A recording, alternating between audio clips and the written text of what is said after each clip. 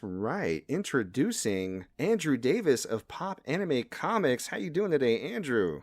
I'm doing great, and thank you for having me on. I'm excited to be here. Well, thank you for reaching out to us. I was humbled by the request, and looking at your content and some of the stuff that we're going to be getting into pretty soon, I'm very honored that you chose to guest on the podcast. So thank you. Yeah, thanks. So for those listeners out there who are unfamiliar with your work, give us a little bit of an elevator pitch. Tell us about PopAnimeComics. What kind of content do you aim to make? I make primarily two types of content. I obviously have a website called popanimecomics.com, and I write about anime, comics, wrestling, particularly with a focus on military comics is sort of where I like to write about, and military anime. And so that's the writing side, and also I like to write about how something should have been booked.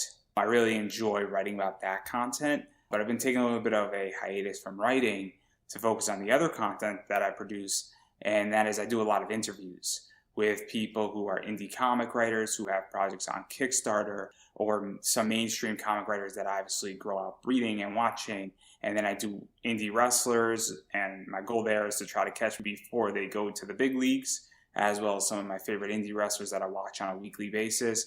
I also do cosplayers, but I do a little bit different, where I'm looking for people on Instagram who do not get attention, who have really cool cosplays, who have less than 15,000 Instagram followers. Like the up-and-comers? The up-and-comers, and also the people who care about cosplay, and not those, nothing against people making money in cosplay or anything like that, but once you have 1 million followers on Instagram, you don't need my help anymore.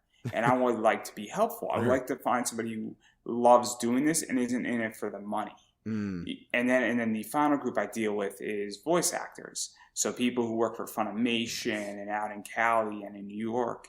And I'm fortunate enough that I got to interview a bunch of cool people. And I'm sure when we get into some video game chat, I'll be happy to drop a few names. And that may or may not be why I'm playing certain games, because I know a bunch of people who are in those games, sort of. So, cool. Yeah, and I produce about 4 interviews a week on my Facebook channel, on YouTube, on Twitch, in my private Facebook group. I love it, and we just have a good time. The goal is we talk about real subjects on my show. We don't shy away from issues, but it's also a really entertaining, fun interview.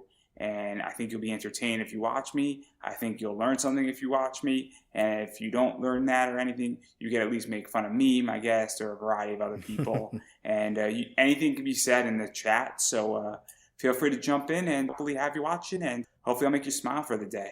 A question, considering that you do a lot of interviews across the spectrum of pop culture, including crossing over into video games, what is the most interesting interview that you've done to date? Oh, man. Or one of the most interesting. I don't want you to have to single anybody out and say they're the best or anything, but like one of the most interesting. There are personal interviews with people that are always cool. One of them was with Chuck Dixon. Chuck Dixon created Bane from Batman. And so we got to talk about that. We also got to talk about pop culture. And then the other interview that's super cool that I did is Howard Cruz, who's no longer with us. He was leading the gay underground comics movement. He was talking about a book called Stuck Rubber Baby. And he was also talking about how he was a gay man and how he was in a relationship and had a daughter with a woman. And all that stuff was being discussed on my show. So talking about real stuff. And then there's always the regular crew like Santine Phoenix, Keith Silverstein. I got to do a bunch of characters from Naruto, like Kalino Shaganasi, who plays Ino. She plays Tails from Sonic the Hedgehog. I've got to do Debbie Mae West, who plays Tsunade from Naruto. Yeah, and she's I can name drop. Yes, she is. It's amazing. And a lot of fun interviews, a lot of cool people. Wow. I have some interesting people coming up in the next few weeks that I can't really talk about just yet. You never know who's going to be on my show. People stop in and people hit me up all the time. So listeners out there, if you're interested in checking out some of these industry interviews, some of the name drops were intriguing to you, you just want to get a little bit more of what Andrew has to offer, can you please let the people out there know where they can find you, where they can follow you, and all the platforms that you host on?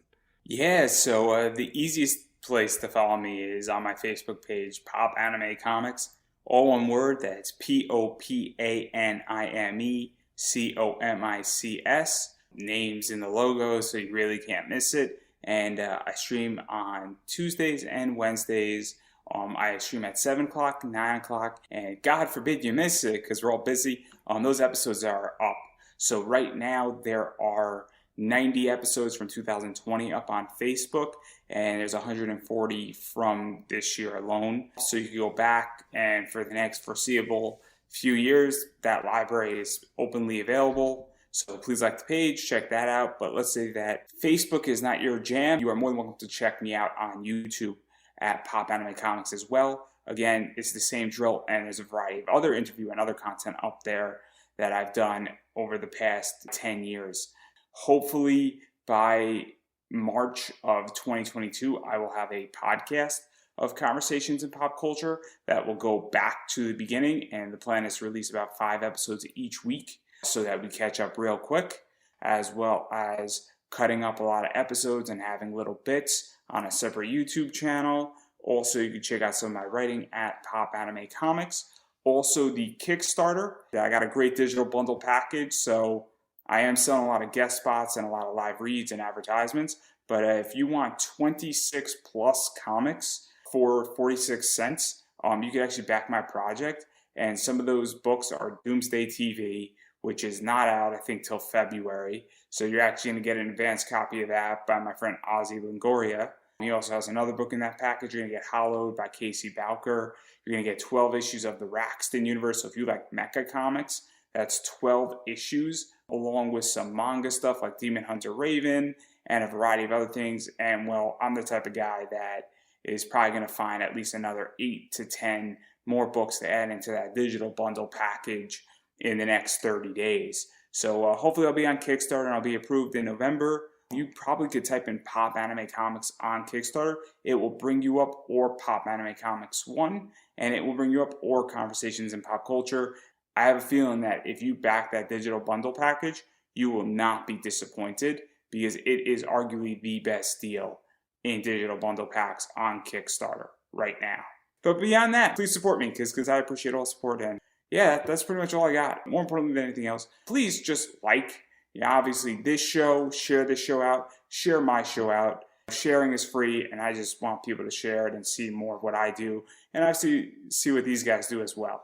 Excellent. Thank you for that. And I'll make sure to include links in the show notes for those who are interested.